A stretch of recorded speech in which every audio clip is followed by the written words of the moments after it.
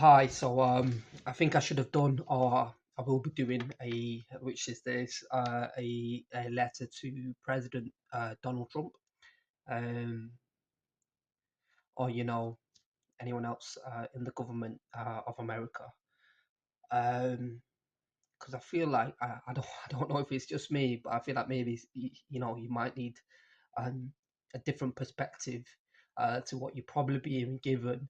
I don't know if your thoughts and feelings are the same as mine, but sometimes I question things and I wonder about things. Um, I think, namely, with President Trump, you know, um, I was watching a video Tucker Carlson uploaded um, about the 9/11 attacks, and I think there was a voice recording on there of Donald Trump, of Mr. Trump, President Trump. There was a voice recording on there where he seemed to have understood that the event of 9/11 probably wasn't a natural occurrence. And he was obviously very cleared up because he was probably one of the first persons to, you know, make such statements live on air. Um, Now, I think, what if, maybe, what if he was then highlighted as a potential person of interest that they needed to convert to get on side? And maybe, there's been talks about him being in the Epstein tapes. Maybe you targeted Mr. President Trump, and maybe your family's been targeted as well.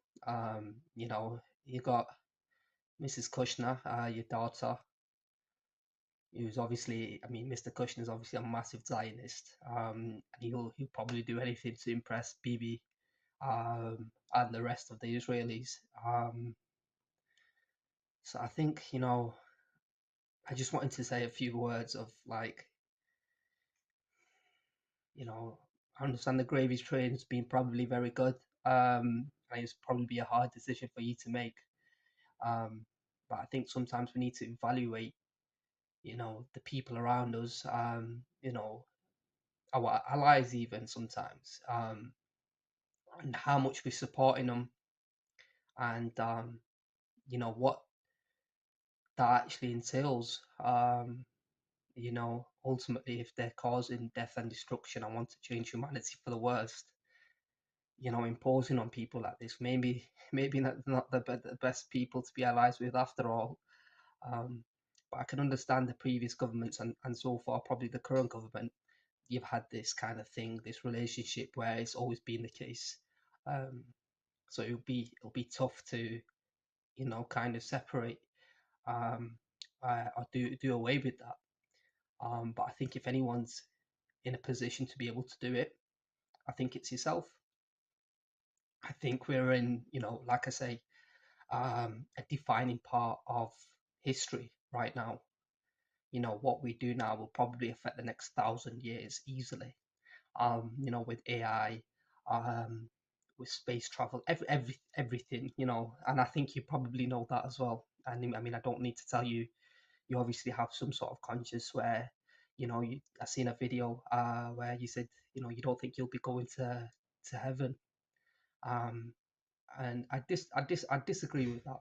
Um, I think if you want to make changes and you want to go to heaven, you probably have the opportunity to be able to do so, um, regardless of your past.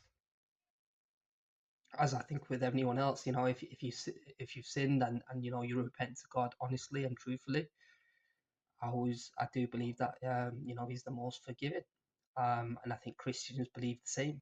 Um, so I wouldn't let that affect your decisions. Um, and then obviously I think it's probably wise to mention Elon Musk, and how much of an importance this man is, how much of a patriot he probably is for Americans and for humanity at large. Um, I think you probably know that, on top of the fact that he's a great businessman, which I'm sure you probably respect.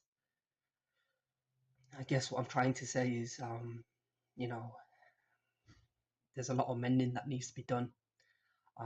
There's a lot of wars and poverty, and things seem to be going generally in the wrong direction. And I think you probably know that.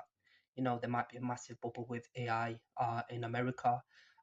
Costs are going through the roof. You've got this massive war with China. What's the one way you could probably deal with that all? Would be yourself, reducing energy costs, reducing the wars that America's participating in. That'll allow you to obviously, build more nuclear reactors safely and not have to worry about any kind of threats. You can reduce the energy cost of the average person, also reducing the cost of AI, um,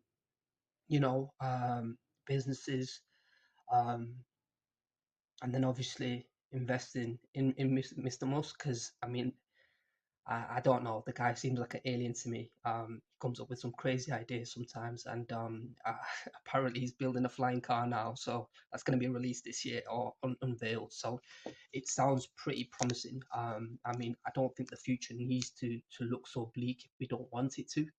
Um, there is a glimmer of hope, and I send this message to yourself in hopes that maybe it'll get up the chain of command, or whispers. Because I don't know what kind of conversations are being had, daily with yourself, with your peers, but I can't imagine that are any good, any positive. Um, but maybe you can change that.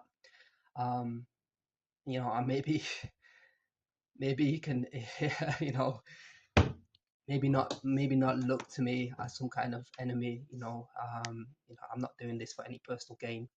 Ultimately, I'm doing it because it's the right thing that needs to be done.